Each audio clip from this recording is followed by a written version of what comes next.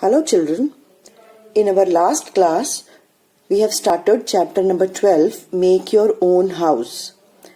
Children, in that I told you to collect few types of mud from your surroundings and you have to observe that mud, and in that you need to observe the color of the mud, then when it is dry how you feel, what is the texture when it is dry and when it is wet, and secondly you have to check the smell of the mud when it is dry and when it is wet. So these few observations you were told to do, and another thing, we have seen one video also which is related with types of the soil. In that we discussed about sand, clay, silt and loam. I hope children you must have understood that video. So first of all I would like to tell you, we were discussing about mud, and there the video I have shown you that is related with the types of the soil. So first of all, what is the difference between soil and mud?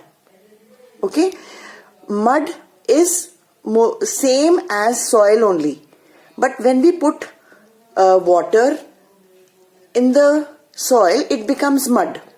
Okay, so more or less it is the same thing, so don't get confused with soil and mud. When we are talking about the mud, that means any type of soil, that is sand, clay, silt or loam, it is mixed with water, that becomes mud. Okay, so you have to first of all see that which soil, which mud you have observed, that is which type of mud. Okay, that means is it sand, is it clay or is it silk? So first of all let's discuss about sand. Sand, as you know, it's very light in weight, light and dry in nature. So this basically is used in construction, okay, in plastering and all, as you have seen in the video. Then clay is a bit heavy and it is smooth in texture and it can hold more water. Okay, in sand and clay the amount of nutrients is less. So coming to the silt, you will find the size of the particles in between the sand and the clay.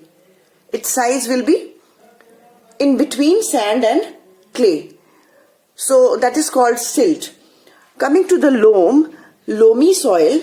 So this is the best type of soil in the form for the plants because it holds more nutrients in this soil. So the soil which is used for the plants to grow, that is the loamy soil. It is more or less reddish brown in color and it will give you a very pleasant smell, very good smell when it is wet. Okay, it is secondly the mixture of all the above, that is sand, clay, silt, all the three will get mixed and form the loamy soil. Okay, now coming to the next part of your chapter, that is let's make bricks. In this, children, we are going to make small bricks. Okay, as you see in your textbook page number 82, we will make small bricks. Like the material what you require is you will need 2 empty matchboxes, 2 or 3 kinds of mud, newspaper to spread on the floor, mud and a bucket of water. Okay, what you have to do next? So you have to take the 2 matchboxes. Okay, mix the mud with little water so you can shape it with your hands. Cut open the outer cover of the matchbox. So see, as you see, you can remove the inner part. You can shape it with your hand. You can cut open the outer part of the matchbox. See, as you see in this picture, the outer part of the matchbox is cut open and it will form the mold for the brick. Then after mixing the mud with little water, you can put that dough in that matchbox and you can press it nicely, cover it like this. See, you can cover your matchbox, the outer cover like this. I'll press a small lump of mud in the matchbox, cover and close it. Remove the excess mud. If the mud is popping out, so you can remove the excess mud and you can nicely shape the brick. Now take the brick out of the mold. Now this becomes the mold of the brick.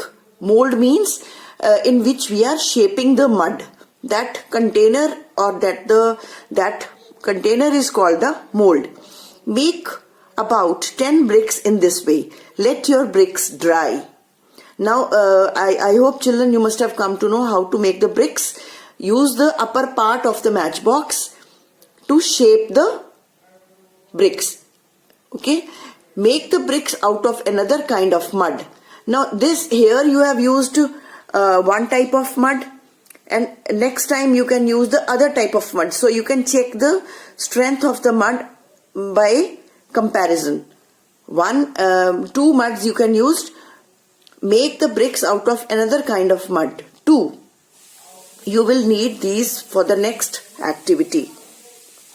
Okay. So I hope children you must have understood how to make the bricks, and we will be seeing one video also where in the bulk quantity how the bricks are made. Okay, so that video also you will see in your class, and then you can very well imagine in huge amount of bricks how they are made. Large quantity of the bricks. And one more thing children, like nowadays the weather is not good, it's raining. You can keep your bricks inside for drying, and otherwise if it is sunny you can keep the bricks a bit in a sun. Okay, so I hope children you must have understood.